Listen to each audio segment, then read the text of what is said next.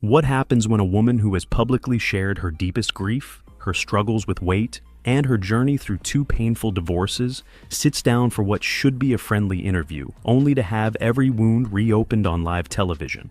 What you're about to witness is one of the most uncomfortable confrontations ever captured on daytime television, and the moment that followed left producers scrambling and an audience sitting in stunned silence. Valerie Bertinelli walked into the View studio that morning expecting to talk about healing.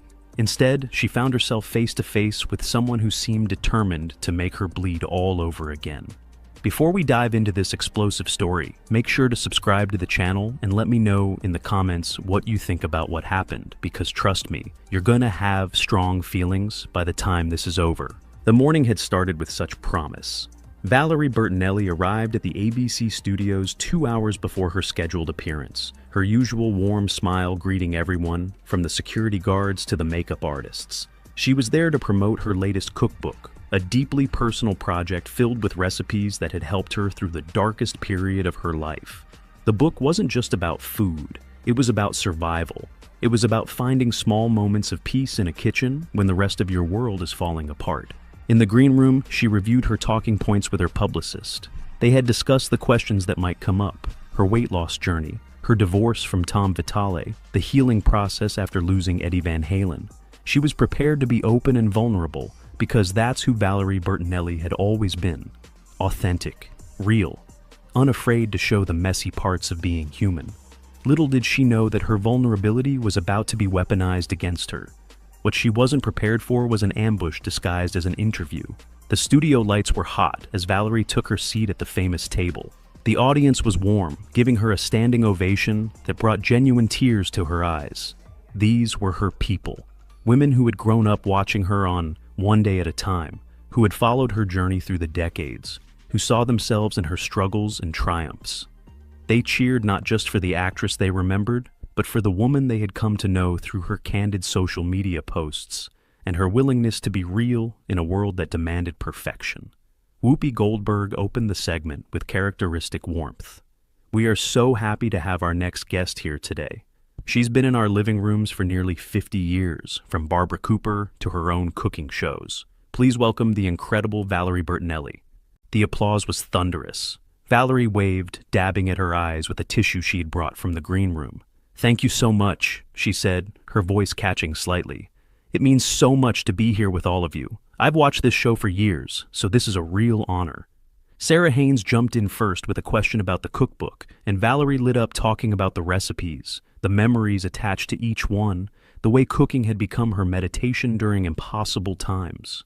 She spoke about her grandmother's pasta sauce, how making it connected her to memories of being a child in a warm kitchen, surrounded by love. She talked about the comfort foods that got her through sleepless nights after her divorce, the meals she cooked for her son when they were both grieving. The conversation flowed naturally, touching on her son, Wolfgang's music career, her fond memories of Eddie, and her hopes for the future. The audience was engaged, nodding along, connecting with every word. This was the interview everyone had expected: warm, authentic, meaningful. Then Joy Behar leaned forward, and the energy in the room shifted in a way that made several people uncomfortable. There was something in her eyes that the other hosts recognized, that predatory gleam that meant she was about to go somewhere unexpected. "So Valerie," Joy began, her voice carrying that familiar edge that regular viewers knew all too well, "you've written quite a few cookbooks now. This must be, what, your fifth? Sixth?" Valerie nodded, still smiling, unaware of what was coming. "This is my sixth, yes. Each one has been a different chapter of my life, I suppose. They've all reflected where I was emotionally at the time." "Right," Joy continued, tapping her pen against her notes in a way that seemed almost theatrical. "And each one seems to come with some new personal crisis that you're very publicly working through. Don't you think there's something a little calculated about that? Turn your trauma into a marketing opportunity?" The question landed like a slap across the face. The audience went quiet. The other hosts exchanged glances that ranged from surprise to openly uncomfortable. Valerie's smile faltered, but only for a moment before she gathered herself. But in that moment, everyone in the studio saw the hurt flash across her face. "I'm not sure I understand what you're asking, Joy," Valerie said carefully, her voice measured. These books are about sharing recipes and stories that have helped me. If they help someone else going through something similar, then I've done something meaningful. That's always been my intention. But Joy wasn't backing down. If anything, she seemed energized by the tension she'd created. She had that look in her eyes, the one that said she had decided before the interview even started exactly where she wanted this conversation to go, and nothing was going to deter her from that path. What I'm asking is whether all this oversharing isn't just a carefully constructed brand.